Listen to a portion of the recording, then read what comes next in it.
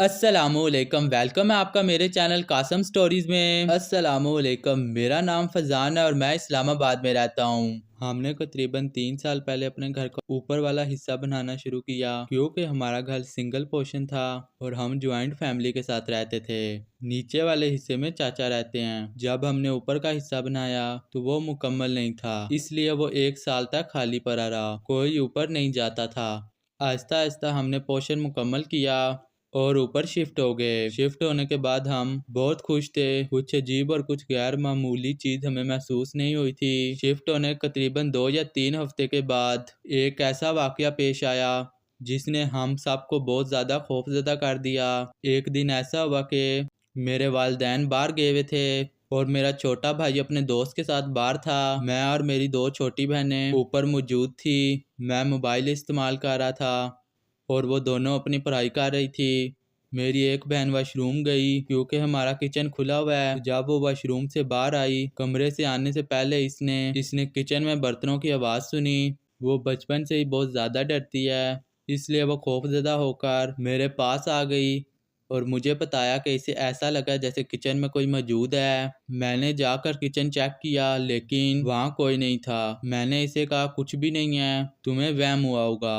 वो दोबारा अपनी पढ़ाई में लग गई। थोड़ी देर बाद हमें छत से ऊपर आवाज़ें आने लग गई जैसे कोई अपने भारी कदमों के साथ ऊपर चल रहा हो। हम सब एक दूसरे की तरफ देखने लगे। मैंने अपनी बहनों को कहा कि डरने की कोई ज़रूरत नहीं है, हम जाकर ऊपर देखते हैं कि क्या हो रहा है। हम तीनों ऊपर जा रहे थे और मेरी बहन मोबाइल से वीडियो रिकॉर्ड कर रही थी। मैं एक छड़ी लेकर आगे जा रहा था। जब मैं थोड़ा ऊपर गया, अचानक सामने वाले कमरे से गिलास हवा में उड़कर जोर से दूसरी दीवार पर जा लगा। आप यकीन करें, हम फौरन नीचे की तरफ गए। हमारी चप्पलें ऊपर ही रह गई। हमने नीचे जाकर चचा को सारी बात बताई। चचा हमारे साथ ऊपर गए पर वहाँ कुछ भी नहीं था। चचा को हमारी बात पर यकीन नहीं आया, पर किस्मत से ही वो चीज़ वीडियो में रिकॉर्ड हो गई थी। जब हमने इन्हें वीडियो दिखाई, इन्होंने भी वो सब कुछ देखा। जब हमारे वालिदैन वापस आए तब हमने इन्हें भी सब कुछ बताया।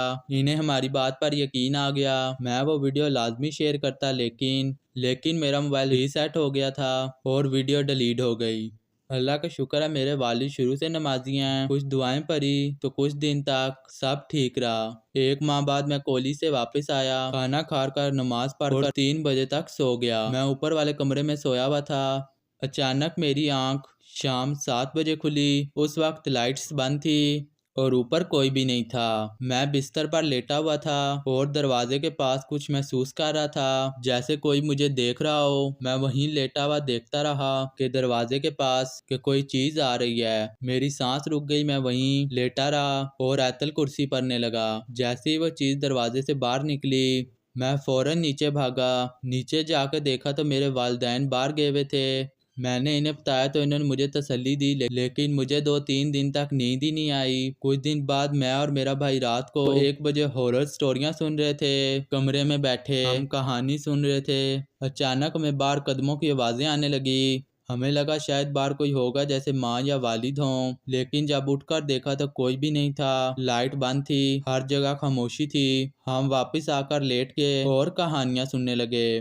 थोड़ी देर बाद दोबारा ऊपर से बच्चों के खेलने की आवाजें आने लगी जैसे बहुत सारे बच्चे खेल रहे हों।